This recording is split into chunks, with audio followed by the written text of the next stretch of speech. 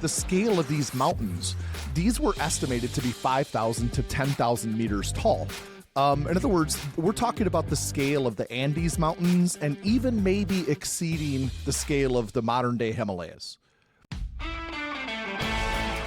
Welcome to Planet Geo, the podcast where we talk about our amazing planet, how it works, and why it matters to you.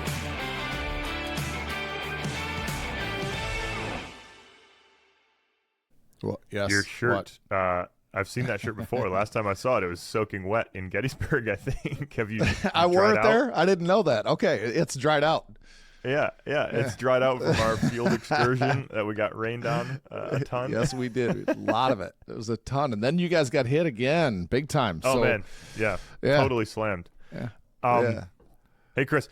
We looked at the field trip. We did that overview thing. Now we decided to take this and go deep, like take some deep dives into sometimes individual rocks, sometimes just regional geology. But maybe we start out with, we've talked about the Appalachians, learning Appalachian geology a lot. And we've had listener requests for episodes about the Appalachians. Yep. It is such a big topic, and this whole series just reinforced for me, and especially an episode like this where we're talking about the rift basins on the East Coast, just reinforced for me how complicated the geology of the East Coast of the United States is, and really how long it's going to take to do it justice in a full way. 100%. This is really, really complicated. So we're going to kind of, like you said, we're going to get into the weeds, but we want to stay with the rocks that are tied somewhat loosely, sometimes intimately, to the Battle of Gettysburg in the Gettysburg area. That's right. So our geologic descriptions are going to be focused in more on that than the geology of the Appalachian Mountains. That's right? true. Is that a fair? Exactly. I agree. Yeah, that's exactly right. And we're going to kind of, I don't know, we do this in an hourglass form a little bit here as we go through these episodes. We're going to kind of be zoomed out this episode a little bit. We're going to go deep on the zoom out, but we're going to be talking about these rift basins, these Mesozoic rift basins on the East Coast, which Roger Faill, a Pennsylvania geologist, has published papers that we've used a lot of, and some of these images are modified from sort of write-ups, schematics that he put forward that kind of loop these all together, the stratigraphy of these sedimentary basins that form all along the East Coast that are major players in the geology here, in the geology of Gettysburg. We're going to kind of start zoomed out from that topic this episode, but we kind of have to, we can't just start from there, right? Like no, rifting, you can't. Rift basins, we can't what just start happened there. before that? That's like I think you and I were we came at this a little different. Yeah. You wanted to start right. Let's talk about the rifts. I'm like, well, what happened before the rifts, Jesse? Come on now. We gotta do this. But it's like an endless little thread. You keep pulling on that thread, and pretty soon, we're hours and hours deep into what came before in the Appalachian region. That's right.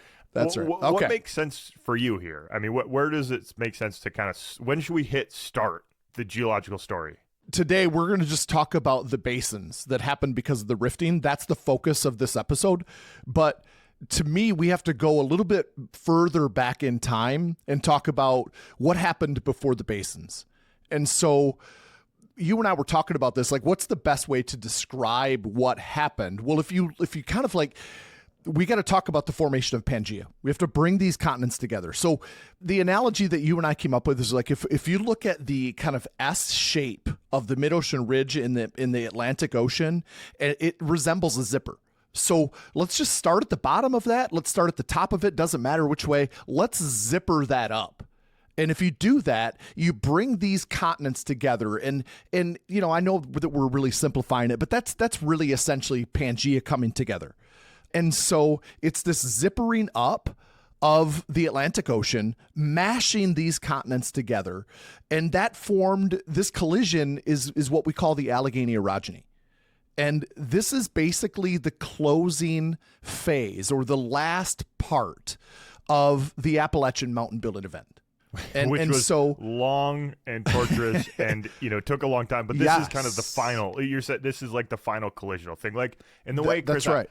I kind of think about this is, let's say if you just wanted to close the Pacific Ocean, let's say we take the continents and, all the continents, Asia collides with North America and you get Australia colliding with South America. There's going to be a whole bunch of stuff in between there. Like Hawaii's got to go somewhere. Japan's got to go somewhere. There's all these like little blocks that have to end up before you collide the big dogs together, you got to tidy up, sweep up all the little stuff. And that's what adds to the complexity of the Appalachian orogenic event, which was very long. And we're zooming in a little bit on the, as you said, the Allegheny Orogeny, the end stage, the last part. So this would have been like, what would this have looked like? We would have had intense folding of continental rocks, faulting like crazy, intense metamorphism, and all of the grades of metamorphism, which is a part of this story too.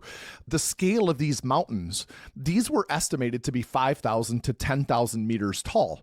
In other words, we're talking about the scale of the Andes Mountains and even maybe exceeding the scale of the modern day Himalayas. And that's a good, I think that's, Chris, when we think about supercontinent building, when we think about continent-continent collision, this is in the intro classes, that's what we say. The Himalayas are continent-continent collision. That's our like mental model for what happens when continents collide together. Yep.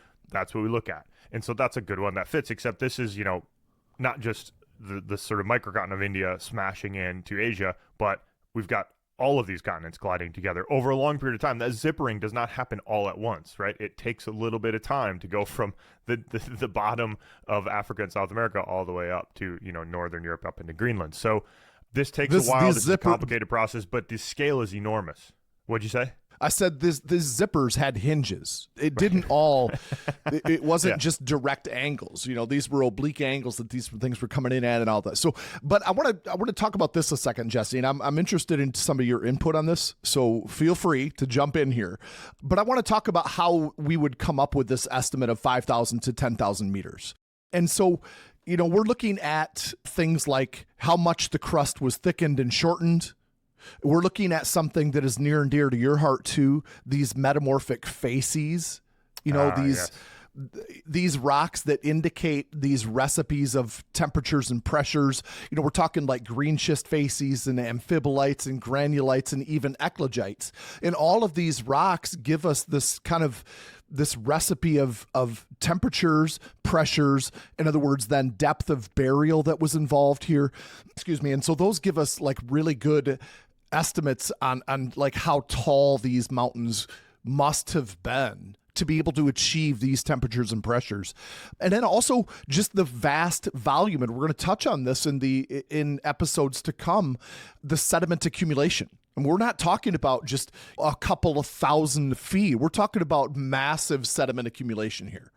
Yeah, so there's two ways to there's multiple ways to adjust height of mountains, but you're right. You can look at the interior and say, how thick did it used to be above that? So in North America, the Piedmont region is mostly, if you go out into east, the Chesapeake Bay area, eastern Pennsylvania, Philadelphia, New Jersey, that's the Piedmont metamorphic rocks that were caught up in this mountain building event. You can look at the pressures and temperatures of those and say, hey, how thick did the crust used to be above this stuff? How deep was this buried? And that gives you an estimate of mountain building height.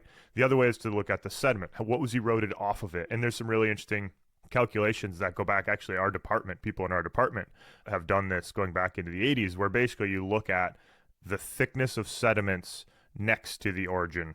So, most of the sediments in eastern Pennsylvania, Appalachian Plateau, those were all weathered off, and you can do some basic calculations. Well, they're kind of intricate calculations, but these were done. There are intricate calculations, but they have massive variables, which is why we're talking about 5,000 to 10,000 meters. That's a huge.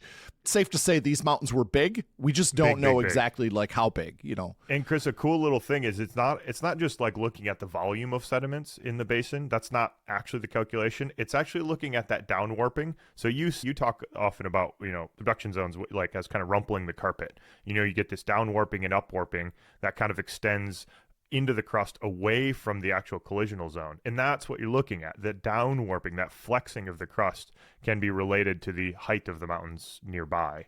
And so there's a bunch of different calculations that you can get at. But Chris, let's turn to image number 1 real quick, because I think this is a reconstruction, plate reconstruction, and it's based on, again, we have to talk about this. This is a view of the world. This is not how the world looked, but this is a view of the world that's based on the rock record. So all the rocks in the story we're talking about here feeds back into this image, if that makes sense. But I think it shows it pretty well. Like, this is what Pangaea looked like. Pennsylvania, we're zooming in here.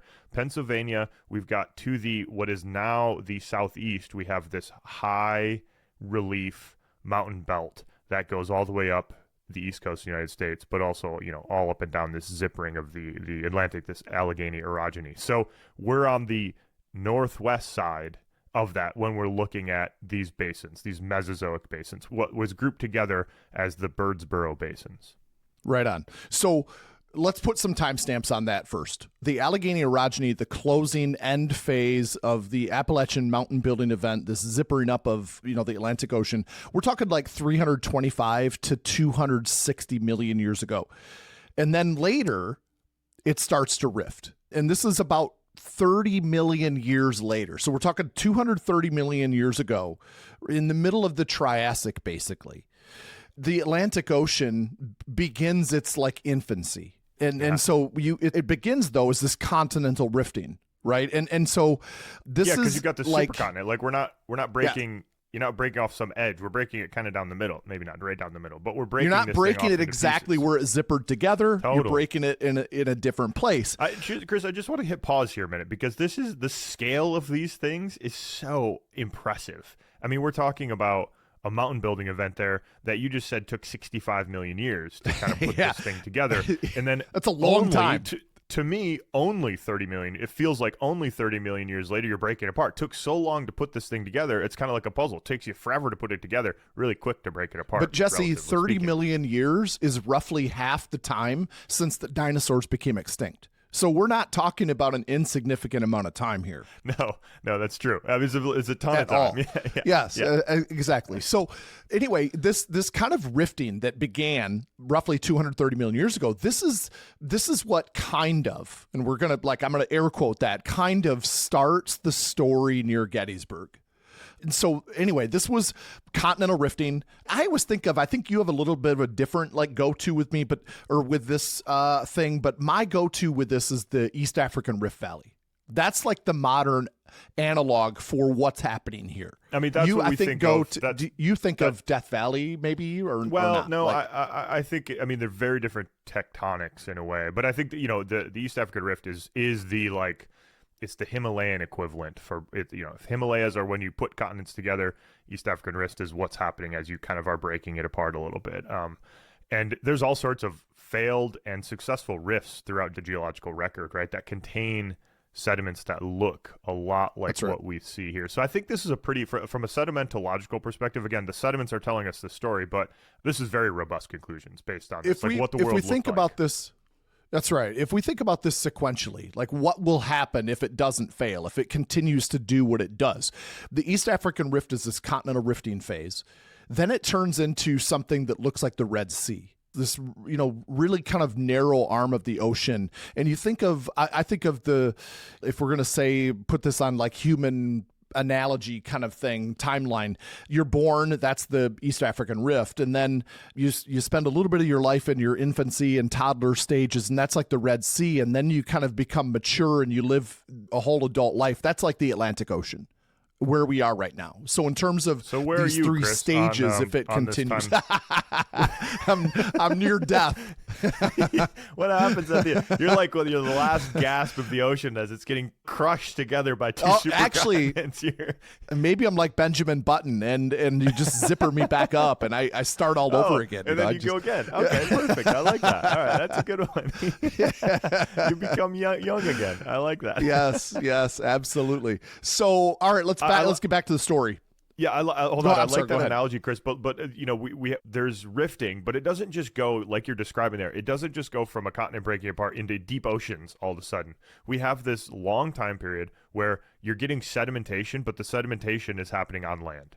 Right, it's kind of terrestrial sedimentation. There's water flowing off the mountains. It's flowing into these basins, but it's not flowing into the deep ocean. We kind of tend to think in those binaries of land or deep ocean, but there's this transitional period that you're describing where it gets this shallow inland sea maybe eventually, and then it becomes an ocean.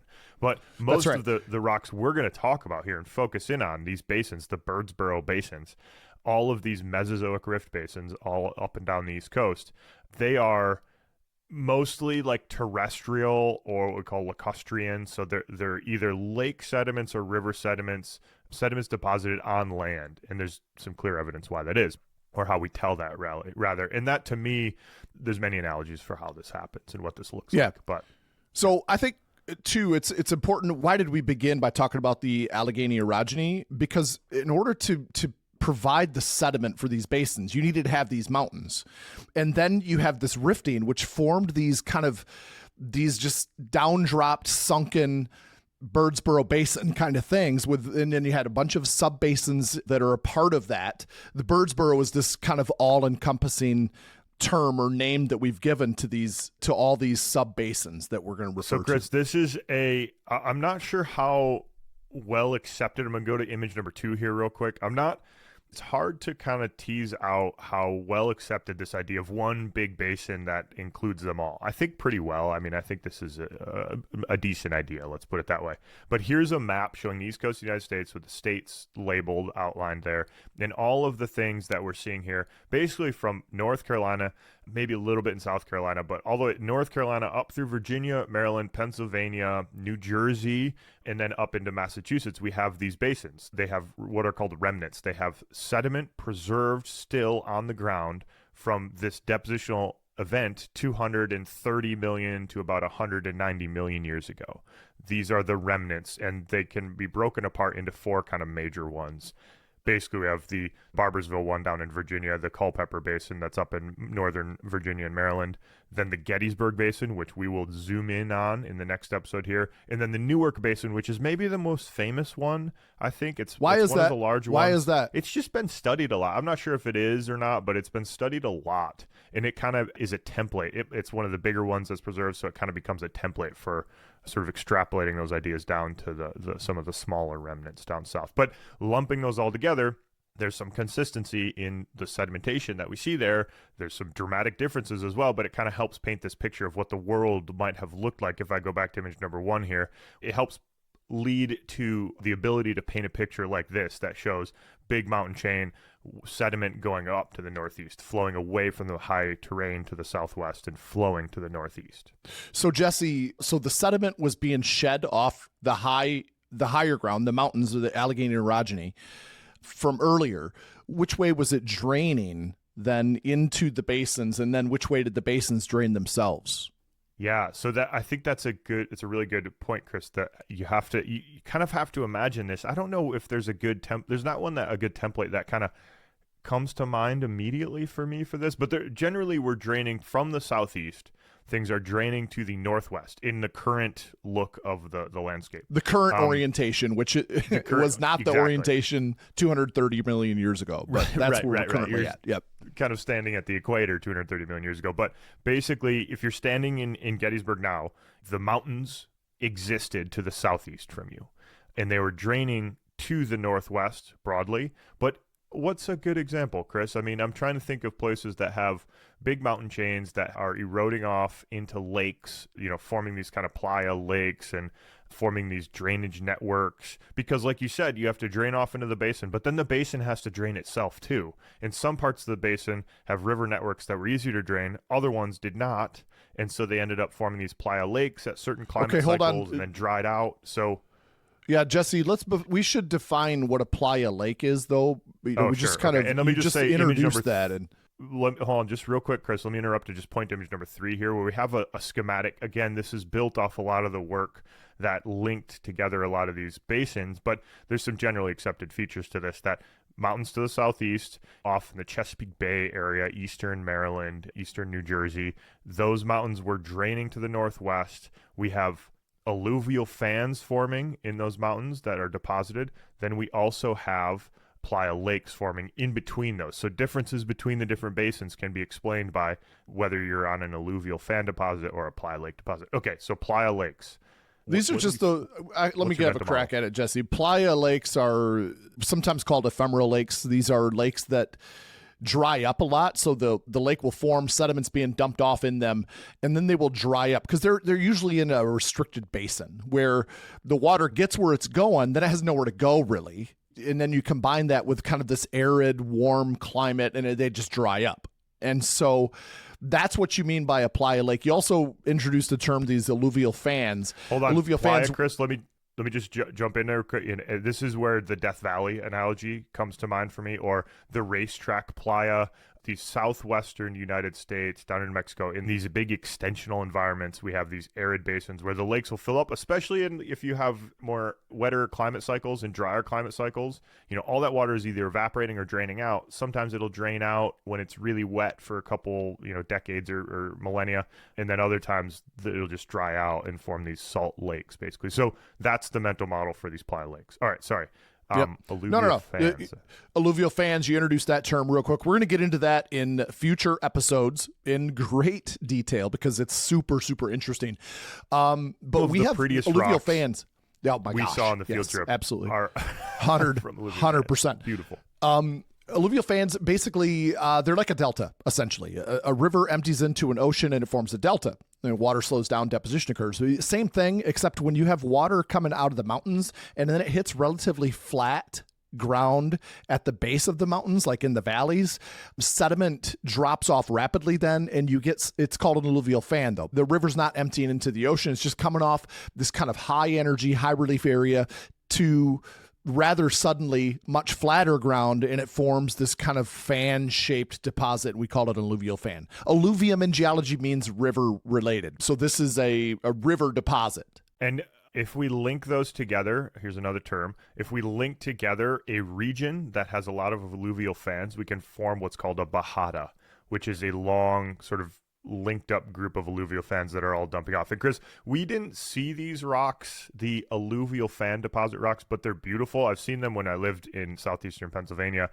In this sediment sequence, there are conglomerates, these beautiful quartz pebble conglomerate things that are all over this region of various ages. Some are really old, previous rift event, some are this age, but they're really beautiful, and that's kind of what helps define where these alluvial fan deposits were as opposed to the Playa lake deposits. And you got to think, like, if you have a big alluvial fan system or a big bajada system and then a Playa lake and then another big fan system, another bajada system, some of that sediment from those alluvial fan systems will flow into the Playa lake system, or the Playa lake system could, in a wet cycle, get really high and start to flow out towards the same exits that all the rest of the water has as it goes out these alluvial fans. So this basin's restricted, water gets distributed differently in different climate cycles, but there's regional systematics to it. And then the water continues to flow out to the northeast. The sediment's still kind of flowing out to the northeast. And Chris, one thing that really struck me is the lack of really fine-grained sediment in these basins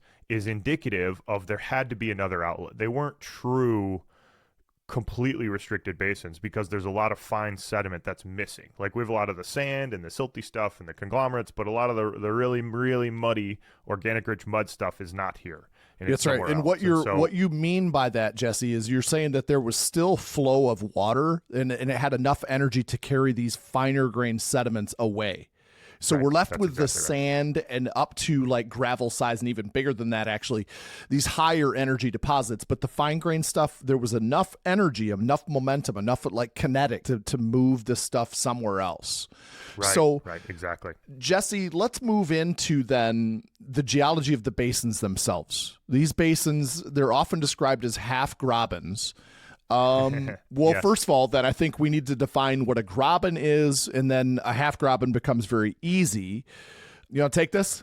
How about you take graben, and then I'll transition to the half-graben. Okay.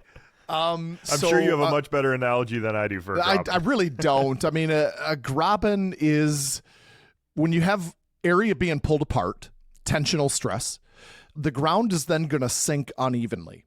But tensional stress creates what we call normal faulting. And so basically a graben is when you have a mountain that's bound on either side by normal faults. Any geoscientist, we see that normal fault where the hanging wall drops relative to the footwall of this inclined fault surface. Then we know that to us that means, this area is being pulled apart. It's under tension. It's under tensional stress. So then a half-graben is... Hold on. In the textbook way of a graben, you're describing, okay, you pull something apart, we have a block that drops down. And in the textbook example, this rarely happens, but it drops down homogeneously or uniformly. Yes. The whole block drops down. And what that means is you have high elevation on both sides. And so the sediment's getting dumped in. It means that your sediment will be deposited uniformly in each layer. Like each layer will be the same thickness. As you continue to drop the block down, you continue to throw sediment on top, it'll be uniform thickness of layers as you go up, because both sides of this graben were going down at the same time. That separates it from, and that becomes important into this question of whether this is a true half-graben or not here in these basins. Because in a half-graben, so let's move into describing, I'll take a crack at this. This is the Teton Fault. This is, you describe it very nicely as I think a saloon door hinging downwards, right? So you take a door, a saloon door, and you turn it on its side and then open it downwards. That door, there's a hinge, it's on one side is locked in place. The fault is a curved fault surface that hinges downward then on one side. And you have to think about how this happens over millions of years. If that fault keeps moving over a long time period, the sediment thickness will get way thicker on the fault side rather than the hinge side. The hinge side has no space because it's hardly going down at all. The fault side can have tens of kilometers of movement. And so the sediment layers, you can still trace those. They'll just kind of be little triangles. You can find a thick sediment near the fault. That same sediment layer will get thinner as you go towards the hinge side. And that's what's a normal, well, a textbook half-graben. This, Chris, I think these are used as, let's zoom in now on these basins, these Mesozoic basins all up and down the east coast of the United States. They often have, almost all of them have what's called a border fault, which is a fault on the northwest side. That is a normal fault that drops them down. We kind of have this hinging fault sequence to them. The hinge point, so it's kind of a listric normal fault, which just means it's like a sloped normal fault. Look at you dropping big words. Oof. Yeah. Well, you gotta get pretentious up in here, man. Listric is a good word, though. I like it. I like just that rolls word. off the It's tongue. a good word. It's kind of like coy, It's like an Yes. underused word. Listric, coy. That's good. So they look like, structurally, they kind of look like this. There's a down drop block. One side's hinging down, the other side's not. However, many of the sediment layers are not thicker across the deposit, which is one of, I think in the field guides, there was like Why is that important now? Well, there's like 7 or 8 points that people have brought up to say this is not a normal half-graben. And the argument is that the sediment that we see today was deposited before the faulting. That's a key difference. So this is not a true half-graben.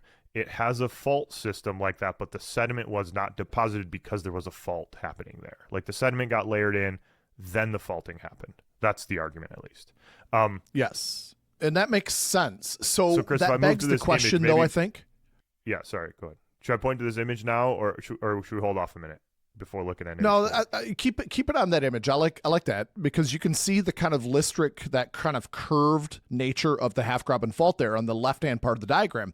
Let me just describe it real quick. You can the also left-hand side, this is a cross-section of the Gettysburg Basin now, where we have on the left side is South Mountain, which we kind of looked at. That's northwest. Then we have this fault, just kind of dipping down into the right. Then we have tilted sediments that are all tilting towards the northwest. They're dipping kind of down to the left. And then as we move across it, there are a bunch of these little listric normal faults and a bunch of different sediments. And then we have the sills and dikes and right on. all of it all. But to your point, you can see the sedimentary layers there, those kind of those brownish, different colored layers that are uniform thickness across laterally. Okay. And so that's what you're talking about, is that because they are uniform thickness, you wouldn't get that in a typical half-graben if the graben controlled the sediment accumulation. In other words, you had the faulting, you had the downdrop block, sediment then gets shed off the upthrown block down into the basin, and you'd have this kind of wedge shape that would thin to the southeast. And we don't see that right. in this, and that's where the debate comes in.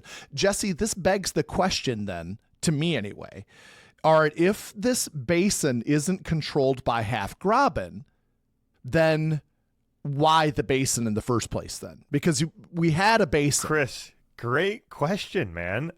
Great question. I was not expecting this question, but it's such a key one. Like, why the basin if not the fault? That's sitting right there, right? And the answer, I think, to me, this is a bit of conjecture here, but we see this in a lot of different places where when a big, especially really high mountain building event, supercontinent mountain building, you build up mountains that are not stable. And so we have this thing that is, lithospheric collapse or orogenic collapse, where the mountain range gets heated up because you've stacked continents on top of each other. You smashed this together, made super thick crust. There's lots of heat-producing elements in there, cranking up the heat. It cannot remain stable. And as soon as, magmas move that heat to the surface, the thing becomes weak and it can kind of collapse down in on itself. It basically just spreads back out, I guess, is the way you kind of think about it. Like the Basin Range we've talked about this before, has spread out twice its thickness. So it's been stretched by 2 times. Yeah. Like it's taking a rubber band and stretching it twice as long as it was before. That's a lot of stretching. And some of that is accommodated by half-grabens. Some of that is accommodated by double-sided grabens where the whole block is down dropping. So they need not be, that's an easy way to say we built these big mountains. We would almost expect them to collapse on itself. And then you're going to be forming these basins in that area. Even if it's not this fault that was happening, there was probably some normal faulting that was going on.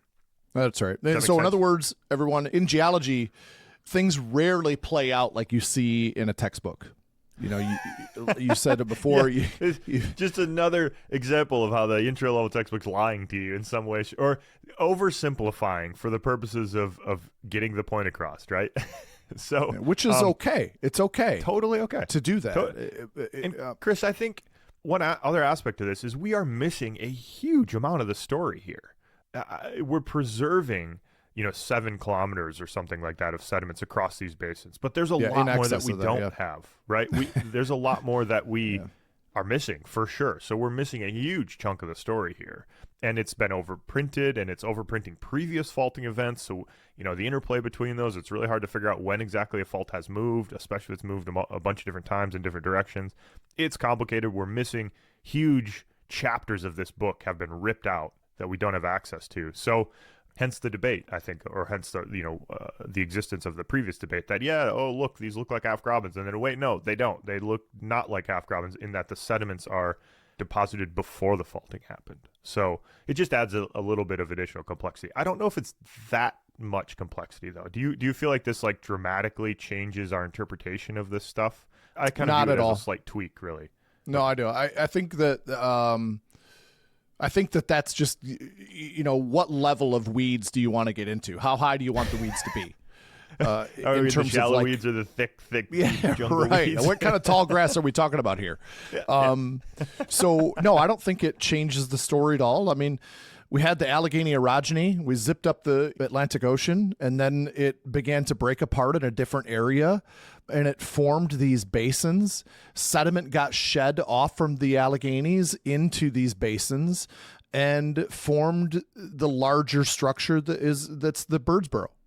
And that's the story in a nutshell. And so, you did a good job explaining this in the GIF that you created there, showing that they're prevalent along the eastern part of the United States, going all the way up into New York, from basically South Carolina, the northern part of South Carolina, up to New York. That's an extensive, that's a lot. It's huge. It's over 500 kilometers long, sequence Yeah. that have some similarities to each other, and some key differences as well. But it's a really, the sedimentation here, it's kind of impressive, right? That you had 30 million years-ish of sedimentation that occurred in these regions that filled up 7 kilometers or more often of sediment that is of various compositions. We have our coast sandstones, we have red mudstones, we have all sorts of cool features. And we're going to next episode in our series, Chris, we're going to zoom in on the Gettysburg Basin to talk about the specific rocks that make up the Gettysburg Basin.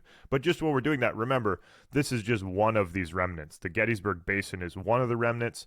There's one up to the north. There's a couple down to the south that kind of linked together we can interpret as this larger basin that we're only getting pieces of. We only see these remnants of now. That's right. But we have to dive into the Gettysburg Basin because this whole thing started because we got it in our heads that we wanted to explain how the geology of the Chris, Gettysburg area.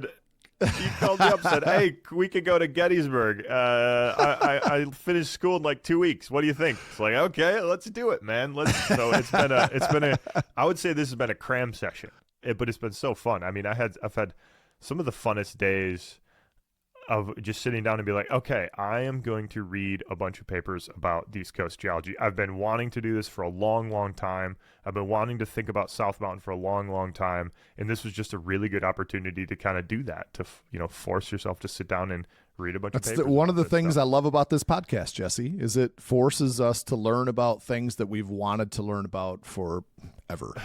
That, and you get to see my face way more frequently than you otherwise would have. So that's got to be a benefit too. That's true. Yeah. Hey, this is episode 2, and you think this is a wrap, Chris, on this? We covered the Birdsboro Basins. All right. Shallow weeds, medium weeds, I think. Medium weeds, probably. Medium weeds. Yep. This is episode 2. You can find all the other episodes on our Camp Geo mobile app. They're now live in our Gettysburg visual podcast series there. So you can download the Camp Geo mobile app. First link in your show notes. Check that out. Leave us a like, a subscribe, a follow. Leave us a comment if you're on Spotify or YouTube. We love hearing about that and hearing what you think. Are these weeds too thick? Not thick enough? What do you want to know more of? We love hearing stuff like that. You can follow us on all the social medias at Planet Geocast. Shoot us an email. There's a contact us link on our website, planetgeocast.com. Cheers. Peace.